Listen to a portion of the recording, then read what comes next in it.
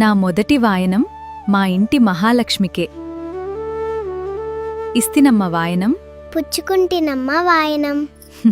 పిల్లి వెన్న పాల నురగల అచ్చ తెలుగు ఇంటి పూల కొమ్మల దేవదేవుడే పంపగ ఇలా దేవతే మా ఇంట అడుగే పెట్టెనంట. బ్రహ్మ కళ్ళలో కాంతులే మా అమ్మలా మా కోసం మళ్ళీ లాలి పాడేనంట. వచ్చిందమ్మ వచ్చిందమ్మ